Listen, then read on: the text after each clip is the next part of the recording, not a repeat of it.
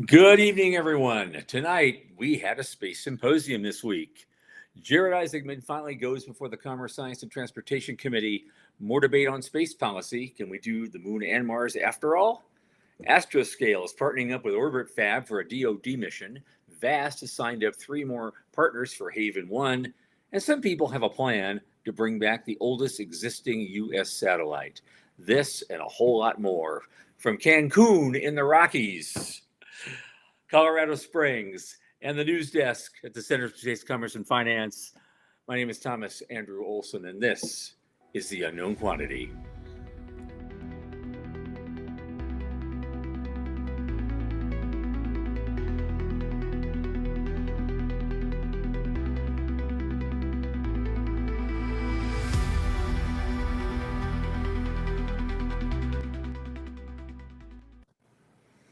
Okay, everyone, welcome and good evening. Of course, you've probably heard this before, but you're going to hear it again. What is the Center for Space Commerce and Finance? The host of this show. Why are you here? Well, we champion and strengthen emerging space startups, space scalable small and medium enterprises, and space adjacent enterprises worldwide through advisory, access, and advocacy across the funding spectrum. Our programs fortify business plans and investor readiness for founding teams at various levels of development. One of our latest initiatives, of course, as you know, is our monthly space microgrants, where we award $1,000 to an aspiring startup. Now, if you want to apply for a microgrant, the form is right there on this page, spacemicrofund.com. It's very easy to submit. And of course, we also encourage our listeners and fans to help us support our microgrants. And near the bottom of that page is a link button to our support portal, where you get the option of a one-time gift or a monthly subscription. Think of it this way: $50 to $100 a month for 6 months or more can help a lot of new firms get out of the garage. Thanks so much. Joining me now is one of my podcast producers, entrepreneur, one of my oldest space friends, Michael Lane from Liftport. Michael, get in here, man.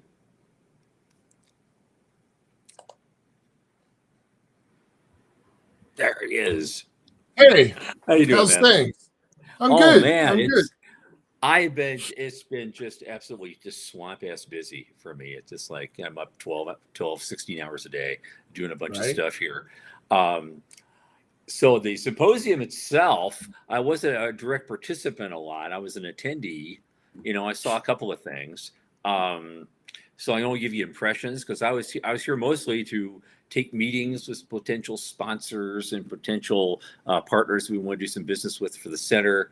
I also I did some things with my other company, Avialto, and there's just a lot of great stuff that happened here this week. So I'm glad I went.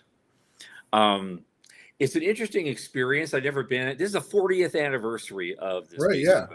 I've never been to one before. It's the biggest show in America. I know, and they also charge too much. So that's another thing. It's like $3,200 for a ticket now for this thing. It's if you want to see the whole thing, it's amazing. Yeah. So the only ticket to ride for something like this, and if I go next year, it's what I'm doing, is getting a media badge. Right. A media badge is the ticket to ride.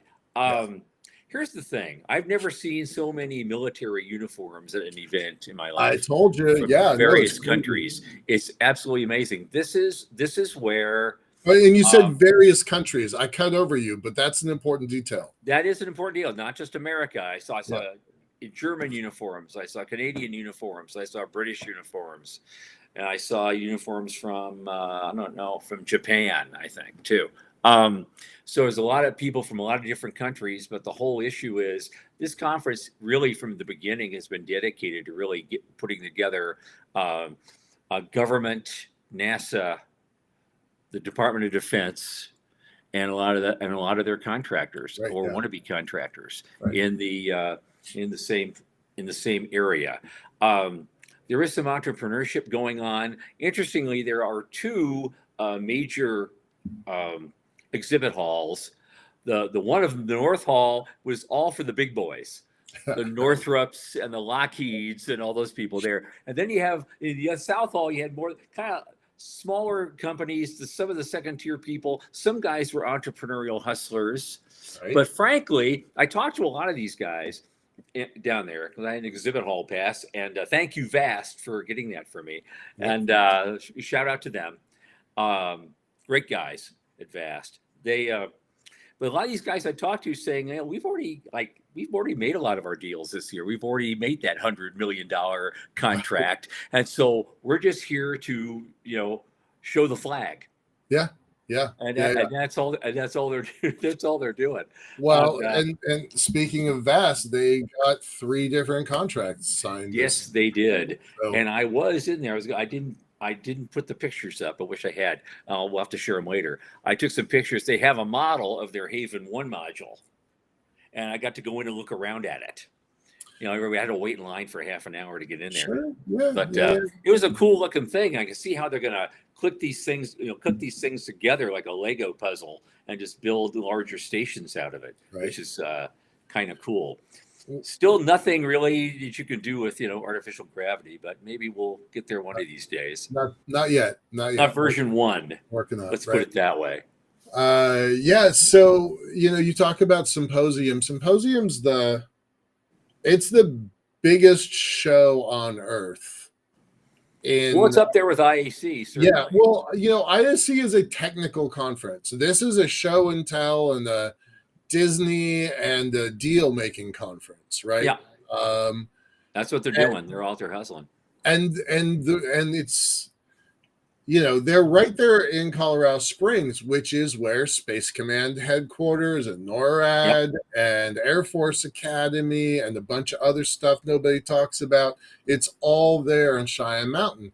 So that's how they've had this 40-year legacy, and that's why all the military folks go there, because it's been approved. It's on all the green light lists. And it was interesting how it developed because originally when they first started this, the whole point was to build up the city of Colorado Springs. Really? And the city fathers are like all in on that, and so it just grew and metastasized from there. I've never heard that before. Yes, wow.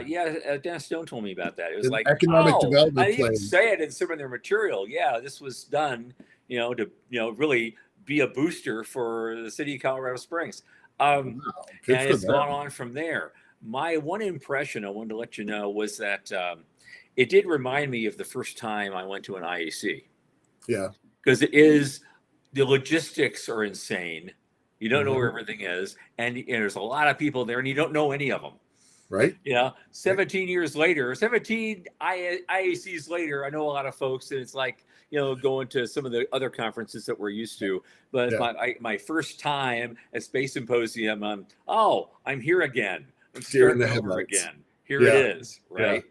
One thing did bother me, though. I mean, if they want to really extol the virtues of space entrepreneurship, because they did have a pitch event. Okay. They did offer a pitch event. They have their own internal thing, and they're doing a pitch event, right? Right. It was invitation only. What? It was invitation only. But if I'd had that media badge, I could have walked right in. Yeah, that's a little weird. Kelly Kiedis Osborne or something like that. That's her name. It's something like that. I don't think that's her exact name. She's been pushing the commercialization for a couple of years now. Yep. And it is starting to kind of bear fruit. But I was kind of hoping that maybe we'd the center would have some sort of role or something like that in that. And that would be a relationship worth building. If we can.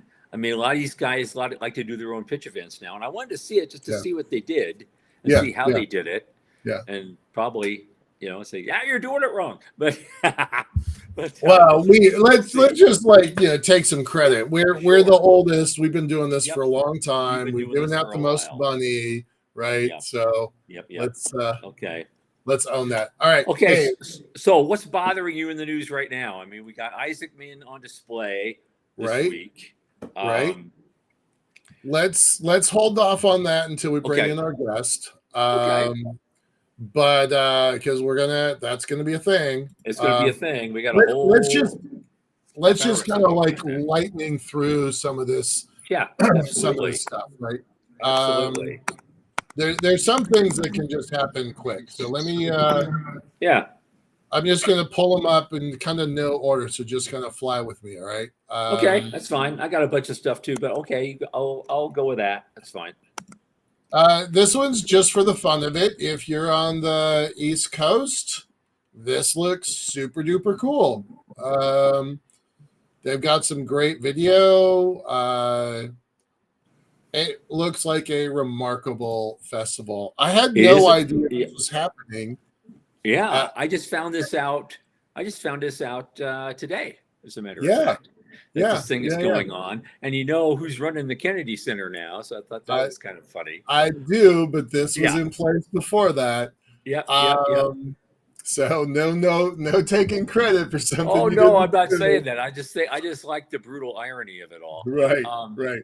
I do like that it's running over Yuri's night, and I think that's great. So if you don't have plans for Yuri's night next week, Saturday. What am I saying? Next week, Saturday.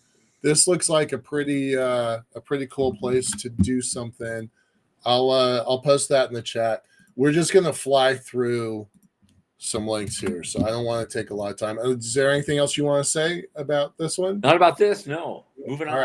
All right, moving on. Another one that's really interesting, totally unrelated, is General Quast is in the news with a editorial. I'm just going to post that. So most people don't know who General Quast is. So that's the author here. We have interviewed him on other shows many times. Fascinating character. And then some people might know Jess Spawnable as, one of the early pioneers during the Apollo. Yeah. Right. So they're like, build a culture of entrepreneurs at NASA. Now, Quast, really interestingly, was a 3-star general, lieutenant general of the Air Force. And you could argue that he got booted because he was pushing for the development of Space Force. He was one of the critical architects of Space Force, but they retired him. He didn't retire. They retired him before Space Force was officially born. And once upon a time... Yeah. What's that? He sounds like a clone of Pete Worden. Well, he and Worden and Garretson and Coyote Smith, they're all on the same team. They're all on the same thing.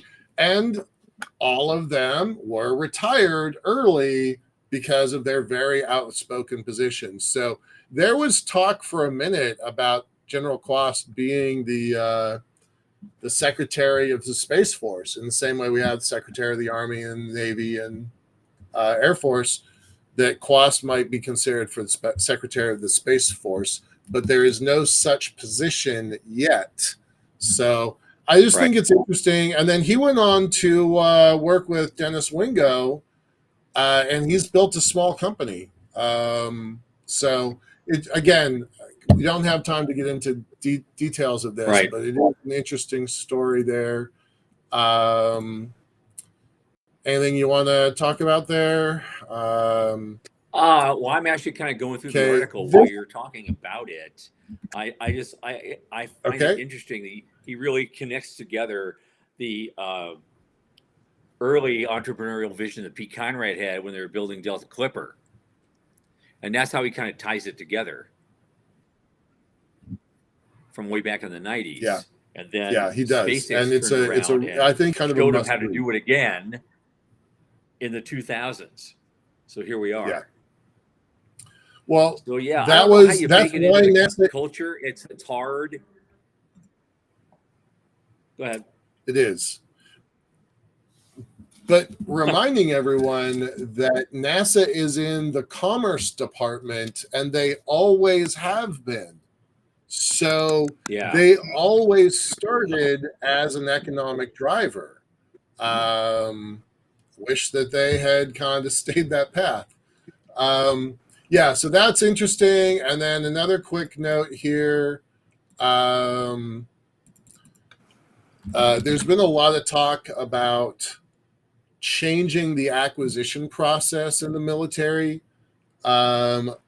I'm going to see if I can find the one key line here, but if I can't, basically it says, here we go, right out here. Any program 15% behind schedule or 15% over cost will be scrutinized for cancellation. So if that doesn't get somebody's attention, I don't know what will. Yeah. Because Yeah. they're all over budget and over time. So pretty much. This should Yeah. make the entire sector very skittish right now. There's a lot more to it than this, but here's where I felt like I was ahead of my time. Back in 2008, I think it was, I was at an ISDC. I was invited to participate on a panel where they were discussing a procurement reform. Okay. Oh my God. It was me, a guy from NASA, and a guy from SpaceX. And I was up there. I had to start. I said, okay, let's have some fun. And I likened government contracting and all the money that's slipping through there to a form of heroin addiction. Because they had a lot of the same addicts and they had a lot of the same problems, being addicted to the heroin of government financing for everything. And you find yourself, you start out with this great little entrepreneurial company, then you wake up one morning 20 years later and find you have more lawyers and accountants working for you than you do engineers. And their whole point of those guys is to get you more contracts. Right. That was my point of it. But the slide started out with this giant photo of a syringe with a needle coming out and a little bit of stuff dripping off the end of the needle. And so, God, yeah, that kind of got things going. And then the NASA guy had to come up next. And and he said, well, speaking as the guy who offers the heroin. Right. The pusher. Yeah, so I was going to get invited to something like that anytime soon, but no, probably not. Ahead of my time, right. Renaissance man, that's me. Right. All right. I'm going to share another one super fast. Space Investment Quarterly. We never miss a beat on this. This is worth like an hour show all by itself. It is. I was going to say, because I just got it in my inbox. I got to download it, and I got to maybe on the plane tomorrow. I'll read it because it's worth a read. Right. It's square inch of it. This is. I always look for this, and you're right. Every square inch of this. So this document is our industry Bible. We should all memorize it and take action on it. And it's $4 billion have been invested in 104 companies in the last 90 days. Oh, let that sink in. Yeah. And that's not counting, we just talked about a $13 billion contract from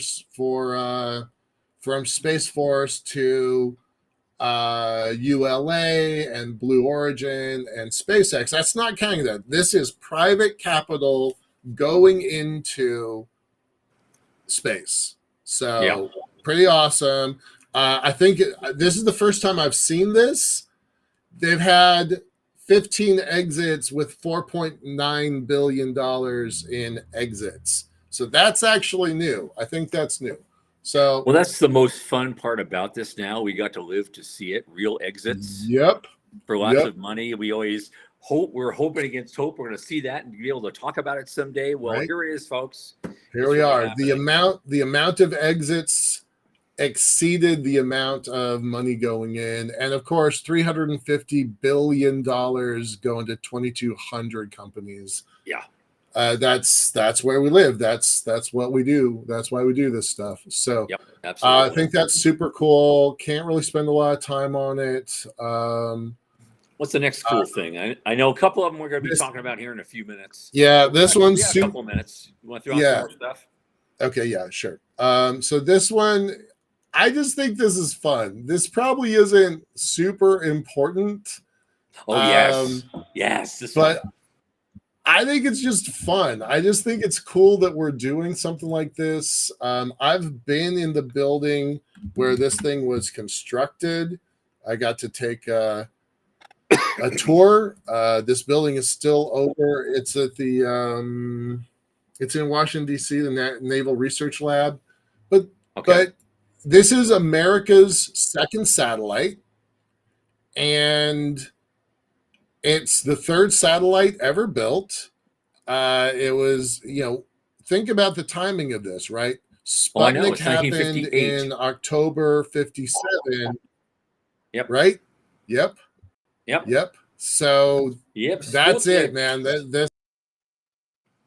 This is us moving, reacting. That both NASA and DARPA were stood up in this same amount of period within 180 days of Sputnik. NASA, DARPA, Vanguard 1, and whatever the other one. Yeah. They were This all Explorer constructed. one. Yeah. Just Explorer 1. Thank Yeah, you. Thank you. Explorer 1. Right. Explorer 1, it was launched on a Jupiter C, actually. And instead of the Vanguard rocket that they built that blew up on the pad. Right. But the fact that that thing is still there when all the other ones that were competing are long, long gone. The only thing that would be just as good would be if we could have the original film of that launch, because if we had a little more time to prepare, that would have been brilliant. But the thing is still up there, and somebody's trying to figure out how to bring it back. And that would be an amazing thing to do. Love this. And like Indiana Jones, it belongs in a museum. And so it does. It that does. would be the perfect Indiana thing Jones to do. is right. Yep. Yeah. I love it. I think there's good science. There's good science to be had with this. So if there's a way to pull this off, if there's a way to do it, I would definitely support it. The Naval Research Lab is a remarkable place. And I just kind of want to see if they can do it. And the material sciences of this, just think about how shiny it is right now, but after 67 years, by the way, that's 10 years older than me. So that really is old. I was already in the world. I was 4 years old when that thing launched. Yeah. So don't get me started. Right on. Yeah, right. But I mean, if you look how shiny it is then and how shiny you were at 4 years old, and a lot has happened over that amount of time, and it's going to take some dings. It's going to take some hits. So I'd love to said that to other people. You know what? You were once a beautiful little baby. What happened to you? Yeah. What happened to you? You know the kinds of really annoying people that drive you nuts. What did? Oh yes, I know them well. All right, guys like me. Yeah. So, we just keep talking about the money of space. That's the point of this this whole show. And interesting, there's a comment in here about America first doesn't mean it has to be America alone, which I think is really wise. Yeah, absolutely. And the 32 nations of NATO all spending $400 billion to military budgets. All of that's going to go to the space sector. Now, yes, most of it's going to go to Europe. This is a good way for Europe to catch up. Well, right? Europe is definitely lagging. But the biggest problem with that is first the bureaucratization of Europe, and then the actual physical launch capacity that they have. So no one is going to beat SpaceX's launch rate right now. So I don't know how Europe gets there, to be honest. Right? Yeah, it's going to take a while. Yeah, no, that's true. It's going to take a while. That's one of the arguments about China having 6 or 7 or 8 commercial. We use that term loosely, but they have a lot of launch capacity in early embryonic stage. Europe does not. So they're going to have to be hitching rides with folks between now and then. Absolutely. But this says that they're going to move ahead with satellite development. Okay. Right? You put $400 billion. I just showed you a chart that had $4 billion commercial money. You put $400 billion into space technology, you're going to get a return on that investment. So I don't know what this is the first thing I've seen in many years that says something relevant is happening in Europe. So I think that's kind of important. I think we're going to kind of have to watch this. Right. Of course, somebody should give them the memo over there that we know a guy in Taiwan that has 80 CubeSats ready to go. He can build them. He can build the innards to suit and find them a launcher to fly it on. So come on, guys, get a hold of this guy, and we'll get you together. Okay. Right. For the rest of the show, we're going to be talking about. For the rest of the show, we're going to be talking about the policy things that everybody's arguing about now and debating, which is Moon or Mars, or is it a way to do both? We brought this up earlier. Has our guest arrived yet? They have. Yes, sir, they have. Our guest is here? Yes, sir. Okay, then let's bring in our guest to talk about the article that he wrote this week. Dr. Doug Plata is with us today. He's not just all about container ships in space.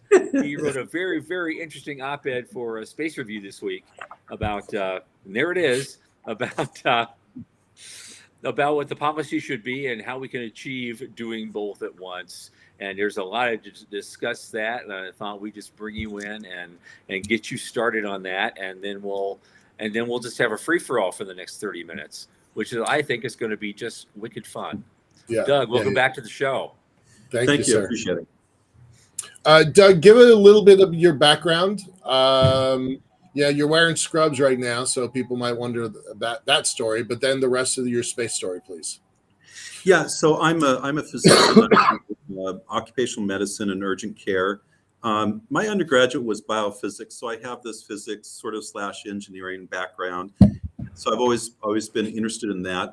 And then I got bit by the space bug, and I'm sure you guys know what that's like. No cure. There's no cure, doctor. There's no cure, and I don't want a cure. It's so fun, exciting, and I think very meaningful, because I think that we are really, I honestly believe this, we're at a point in a transition in human history. I think we're going to see probably in the next between 5 and 10 years, we're going to see humanity begin to spread beyond Earth. And I think that it's unbelievable. And so many people don't realize where we are.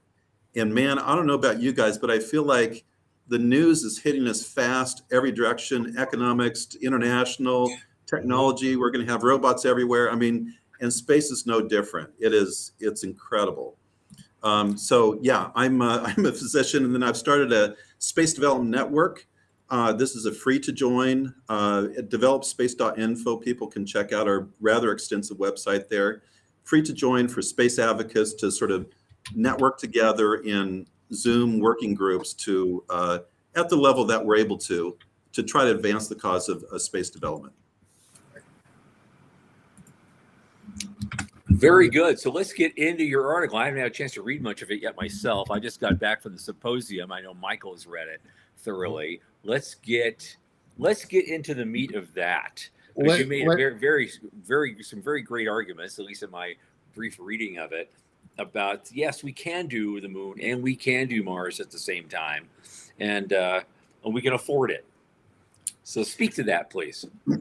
Yeah, and I appreciate there's our website, and it has sort of 3 different layers. You get more and more in depth as you go through the different layers, almost all aspects of space development. Okay, so the title of the article is Space Policy, the Moon and Mars Simultaneously. And very, in a nutshell, it basically says that we are the key factor to understand space development and frankly, space policy is we are going to see, I think it's a fairly high probability that by 2030, we are going to have access to a fleet of fully reusable super heavy lift vehicles. And that really does change everything, including this stupid debate of where should we go first.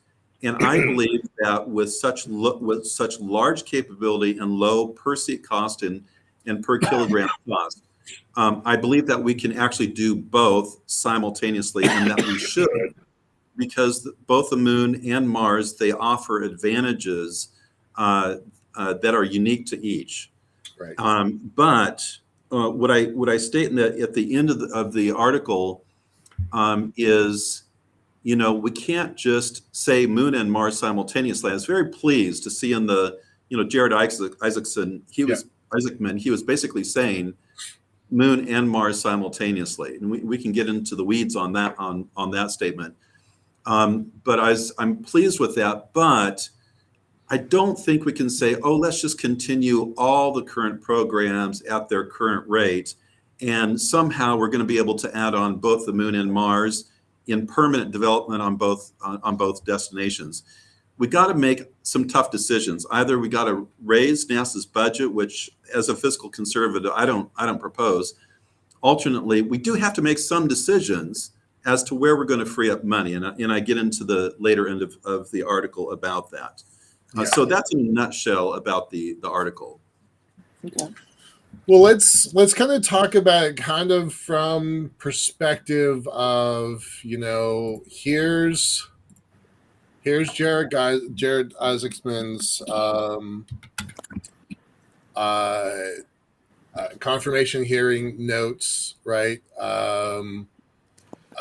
He's literally saying, don't let China take the lead, right? Don't pass this off. He's saying, look, we can do all of these things. Why don't we just commit to it, right? Like, let's just loud and clear make it really obvious what we're trying to do. And I really don't know a lot of people that are going to argue this. So, I mean, the timing of your article on Monday and his evaluation yesterday, I do think that some of these questions are legitimate questions about consolidation, consolidating NASA centers, moving a NASA center. There's been talk about moving it to Florida. Coincidentally, we didn't have time for the news, but there's talk about that Space Force will be officially moved to Alabama in the next couple weeks. So that's out there. So there's definitely are some questions about Isaacman. Michael, I think Isaacman, I believe he came into this hearing as a pretty significant unknown. His positions, I think, were not clear. He said a few things, but surprisingly few, even though he was interviewed once, at least that I know of. And so when he came in, I think everybody was listening very carefully. Now, the thing is, the NASA administrator, it's not a policy making position, right? Right. Yes. It's under the administration and executes. And yet the senators wanted to find out what his position was on policy. And I think that the reason for that is because Isaacman was chosen by the administration, so presumably was, has had behind the scenes discussions with the administration, and so could probably understand the administration's position as it currently is. Right. But more than that, I think even though a NASA administrator is not a policy person, the NASA administrator does what the NASA administrator says does have significant influence, including back up to the higher levels of the administration. And so I do think that his position is relevant. And man, some of the things he came out with, he was on the hot seat. He was asked some sort of tough questions, sometimes sort of badgering sort of questions. He was evasive at some times. But I think that as I listened to what he said, I think there is coming a picture of perhaps where the administration was leaning. And this whole moon versus Mars thing, I think we have a little bit more clarity in the administration's position. And what it appears from what Isaacman was saying is that we're committed to going to Mars, i.e. what Trump said, we support SpaceX's goal of going to Mars as soon as possible. Trump mentioned 2029, okay, with people. That would be the earliest, but it's possible. But in regards to the moon, Isaacman, if you listen very closely to him, he says he strongly supports going to the moon as soon as possible. I believe he did say the fastest way to get there would be SLS Orion, okay? Yep, he said that. But his specific statement, and he was pushed by a lady senator, I don't really know my names that well, but she is asking, are you talking about permanence on the moon? Right. And he wouldn't commit to that. He says, well, what we need to do is we need to go to the moon, sort of boots in the regolith, and then what we can do is we can explore three different things. Can it be made profitable? Can it be strategically significant? And what was the third one? Do you guys remember? So the sustainability question you kind of dodged a little bit, but it was along the lines of paying for it within kind of the box of money that we're in right now. Well, one thing I have to mention, though, I'm moving through the notes because I wasn't able to watch the thing. I've been kind of busy this week. He did as almost as a throwaway line. He did mention the helium-3 thing. He did. Which got an eye roll from me, of course. Right, but and he also mentioned space-based solar power as potential, which also was surprising to me. Yeah, well, that's not so much an eye roll from me there. I still think space-based solar power. Trying to get it into the power grid on Earth is probably more challenging, but I can see when you're trying to open up a new world, small power sats beaming power down right away to kickstart things, it'd be almost a no-brainer. Right. A couple of Falcon Heavy launches, and you can deploy a whole bunch of stuff. Why does the moon have to justify itself economically in terms of like return on investment profitability? But there's no question about Mars having to prove itself profitably. To me, it's because, and here's one of the key things in my article that I point out, and that is, this is something the senators, they don't seem to understand. If Congress says, hey, we got control of the bag, of the money bag, okay? We ultimately have the final decision on space policy. So it depends on what we fund or not. And what we decide is we're funding the moon and we're not funding Mars. Is that going to stop the Mars program? And the answer is no, because the Mars program isn't in the hand of Congress or the administration. It's in the hands of SpaceX. And the reason for that is because they've got the technology that they're developing. Okay. And I think if you look at the technical hurdles, I think they're going to overcome them. But the second big thing is they've got Starlink revenue like you would not believe. To explain how much revenue that is. Yeah. I know. They are currently at, I think, more than $6 billion of revenue, okay? And by the end of 2025, they're going to have probably upwards of about $9 billion. Well, $9 billion is the amount of NASA's budget for a human spaceflight program, like all of it, okay? Right. Yeah. And it's just going to grow from there. They're anticipating $20 to $30 billion after everybody, after they sort of max out the subscriptions and expand their constellation. And so honestly, SpaceX is the one in the driver's seat when it comes to Mars, which from a space policy standpoint is really fascinating because basically, I don't think the FAA is going to not give license when they have no reason to. SpaceX is going to move forward. So the question that's going to be facing the decision makers in DC is, are they going to stand by the side while SpaceX starts putting cargo and then people on the surface of Mars? Is NASA going to be standing by the side? And I don't think Republicans or Democrats are ever going to say, oh, we should stand by the side. Well, SpaceX, probably partnering with UAE and other countries, they want their people on Mars. But what, America doesn't want its astronauts on Mars? That's just unbelievable. Unbelievable. I was in a meeting about a month ago, and the audience was between, say, 25 and 45. And somebody that was probably on the younger side, 25, 28 range, with a completely straight face said, "Is NASA relevant in space anymore?" Wow. Right. You two just both had your reactions, a little bit of giggle, a little bit of surprise. But in that room, in that moment, other people were thinking that same question, right? Mm-hmm. And so now you've got the situation where there is a space race. That was the thing I was going to post here a moment ago. There is a space race. It's not someday soon. It is happening currently, and the soft power of going back to the moon is undeniable.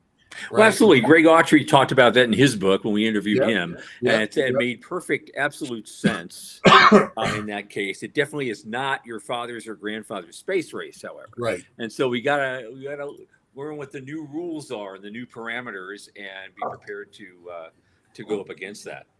Let me speak to the soft power, because I think probably the viewers may not quite understand the magnitude of the soft power, because again, the fundamental factor that drives the magnitude of what we're going to be experiencing is the Starship fleet, not just Starship, but the fleet. Right. And let me reinforce that the engine production rate for SpaceX is probably approaching 2 per day. Okay, which means in a week they can produce another Starship. And they have the Starship factory down in Boca Chica, Texas. Okay, and they have a goal by 2030 about having a fleet. I mean, we're talking like an airline fleet. Okay, it's very doable, and their Starship factory is the right size to do this. A Starship fleet approaching about 100. I'm going to put it in the 500, 600, 700 is. I'm sorry, about 1,000. By what year? By 2030. And if you look at their engine production rate, and even if you assume 9 engines per Starship, and yes, there's 33 engines for the first stage, but you need relatively few of those for every Starship. Okay, when you do the numbers and you assume some increase in engine production rate, it turns out you can get right about 1,000 Starships, a fleet of them, by 2030. Maybe 2031 or 2032, but very close. Hold on that for a second, Doug. So I'm reminding everybody that the idea of this Starship singularity came out of a single tweet that and it was still called Twitter then, that was posted, where Musk was talking about 3 trips a day, every day for a year. So that 1,000 equals your 1,000 that you're describing, right? So everybody thought that was an outlandish comment, and he's always off by timing. He's hardly ever off on result. Yeah, exactly. Right? Yeah. So the thing is, now here's an interesting thing, and that is the Starship is designed for Mars, okay, but it is very usable on the moon. It's maybe not the most efficient design for the moon, but it's more than sufficient, okay? So what I'm in the article, one point that I made was that SpaceX is going to Mars anyhow. They're going to be building the fleet for Mars, okay? The moon is only 11 days round trip away, whereas Mars is the round trip. You can only launch at each window, which is like 26 months, okay? So the moon, if you have a Starship fleet that SpaceX has for Mars, to have an American program to establish an international base on the moon is just like an incremental usage of the Starship fleet. It's not, these are not 2 separate programs. We need double budgets. It's just, we need to take advantage of the Starship fleet for both Mars and the moon. And that's what my article is saying.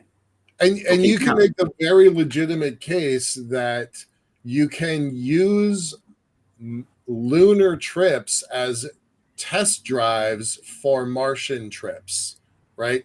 You don't want to go all the way to Mars on a perfectly never been tested ship. So send a couple to the moon along the way, test out your infrastructure, and then you have something reliable. Right, like those two things mesh together really nicely. So Michael, I'm going to sort of argue against that, but it's with sort of caveats. Certainly, any usage on the moon is more experience, and it does nothing but help. Okay, Yeah. but first of all, you can test, you can test inflatable habitats, you can test life support, you can do a lot of testing on Earth.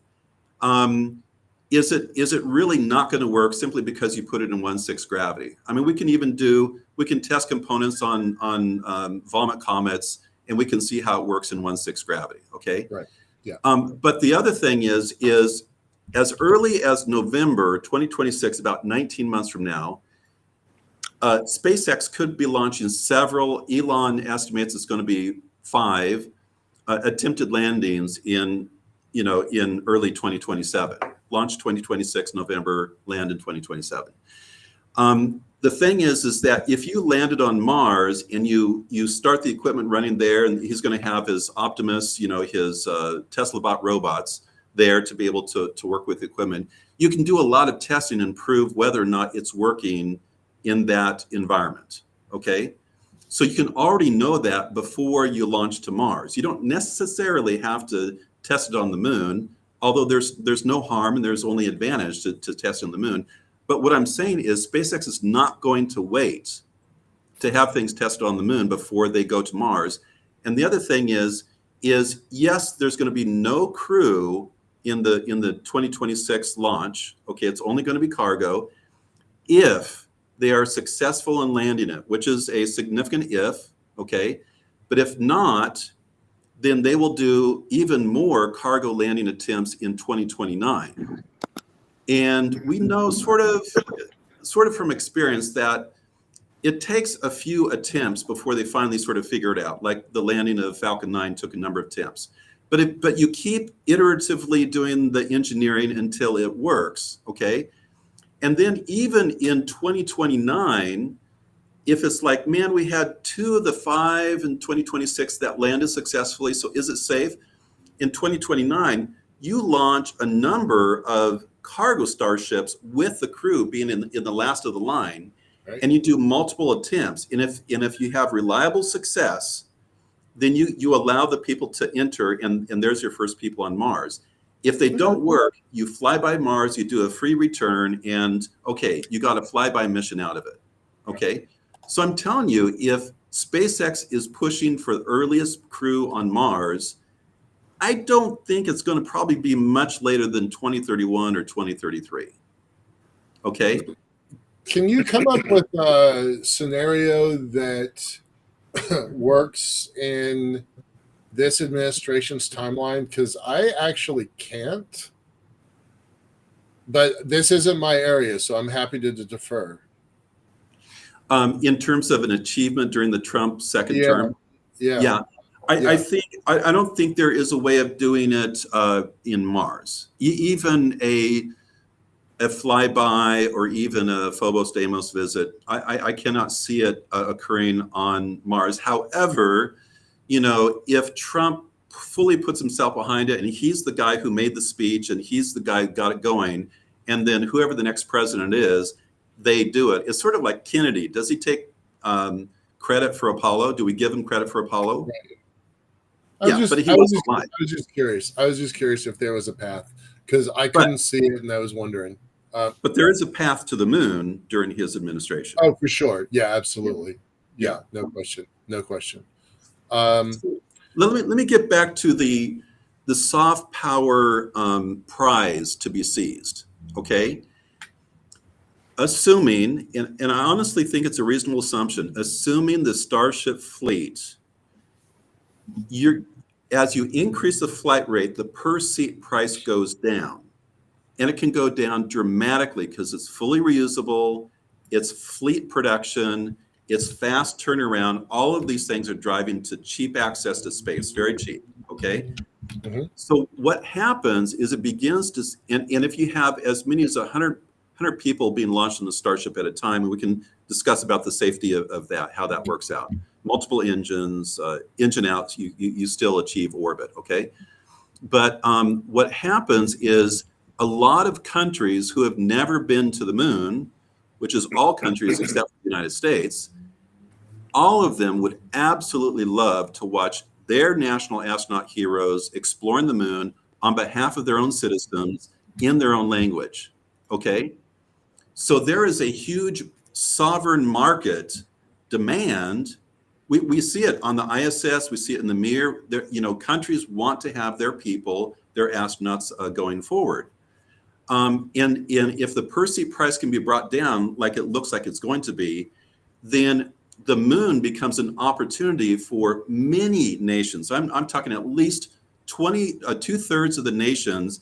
If the per seat price was $80 million a piece, and at 100 people per Starship, it's not going to be $8 billion per Starship launch. Okay. No.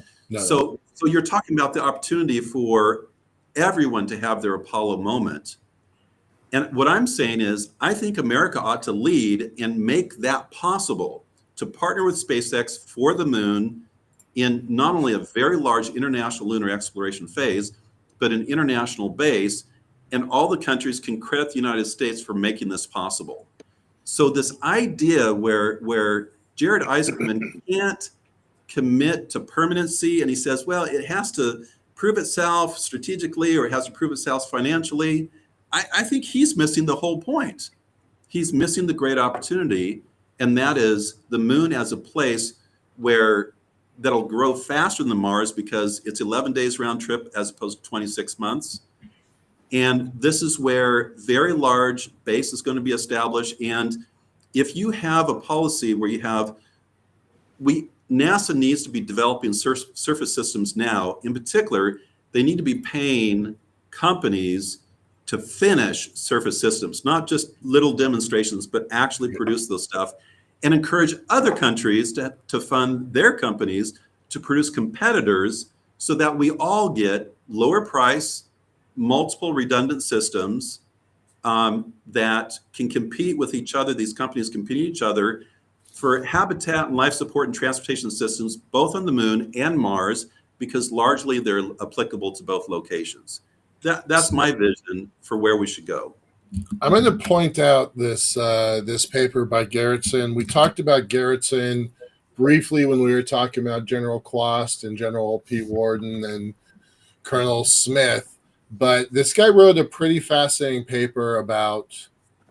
He definitely has a military perspective on this, so take that with a grain of salt. But most people don't understand that the world fundamentally changes, and that's not hyperbole. Right. Most people don't understand that the world fundamentally changes once this fleet comes online. Right. So I'm going to post this link. I'm going to particularly call it out to one of the people in our audience, Morty, because I've talked about it before. But and you guys, we have like only... Isaacman doesn't understand this yet either. Even though he knows Musk, and even though he knows, I don't think he understands this basic tenet. Nobody in the entire room of the confirmation hearing understands this. I hate to say. Okay, in the 2 minutes we have left, sorry, we got to make some tough decisions. It's gone fast. Yeah. Where do we open up budgetary space? Okay, and look, maybe Congress says, hey, we don't want to, we got the bird in the hand, we don't want to let go to grab the two birds in the bush. Okay. Right. And what I did in the article, I thought I was going to take some heat from this, and that is, I actually put in order what I think the low hanging, the thing we can drop.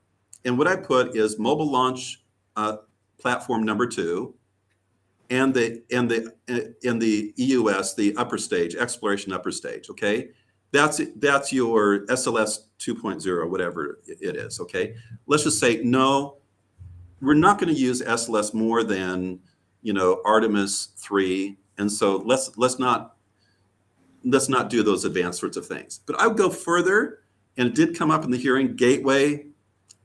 I think NASA should put out an RFI saying, hey, is there a better way to be able to get to the moon that doesn't require the gateway? And I think the moment they ask that question, there's going to be an answer. And I think you can have an end-to-end Starship sort of thing.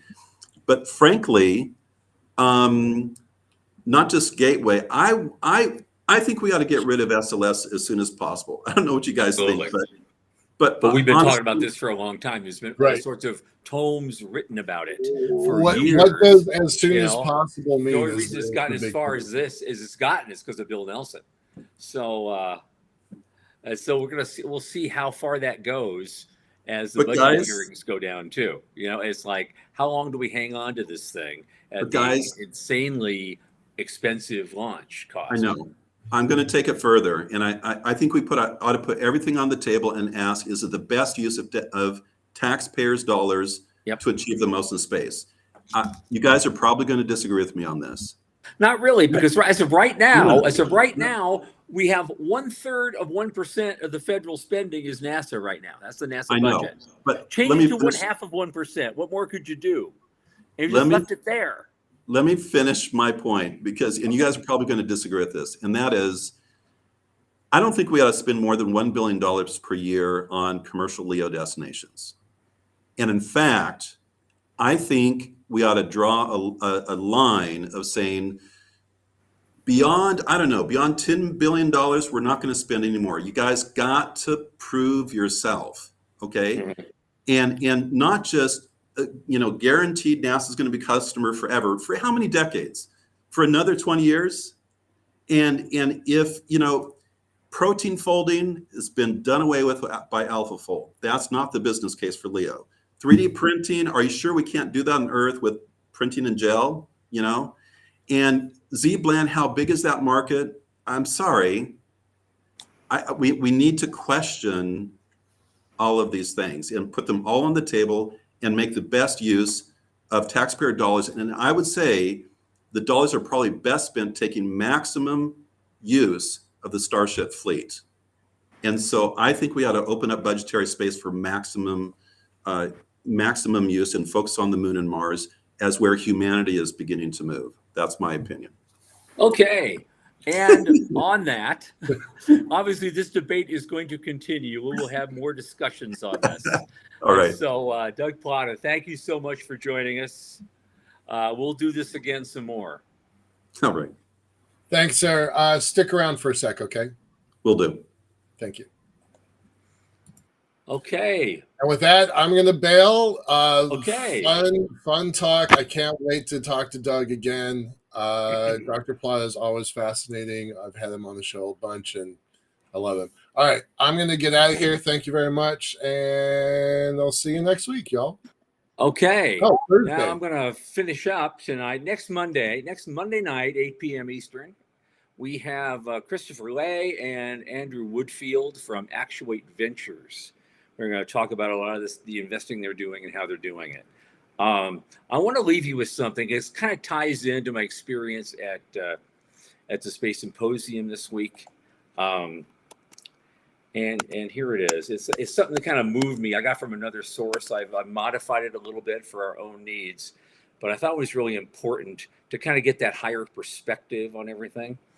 It goes something like this. There is a tendency with history, I think, because we're so far removed from it, to forget that all of the people were, in fact, people. A child 10,000 years ago left a handprint on a wall. She was finger painting. A Viking climbed up a rock just to carve the words, "This is very high," about 20 feet off the ground. Somebody, centuries, millennia ago, burned their dinner so thoroughly that they buried the ruined pot in the backyard rather than attempt to clean it.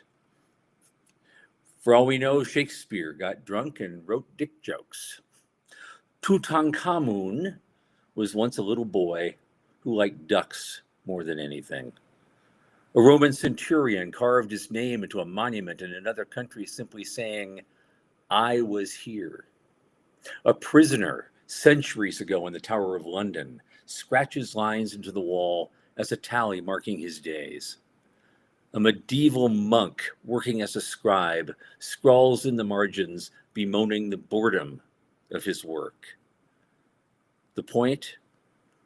Every human being across history has said, "I was here. I lived, I loved, I made something, I laughed, I cried. Please, please do not forget me. And one of the things I took away from the event this week, I thought about that. And I thought, even to this day, with our fancy technology and our communication capability, we're still doing the same thing.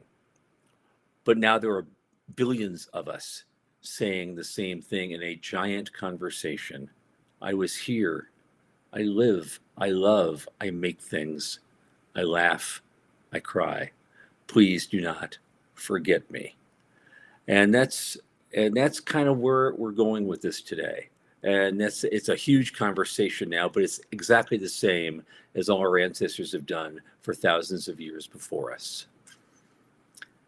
And on that note, this is Thomas Andrew Olson from the Center for Space Commerce and Finance. Keep watching the skies.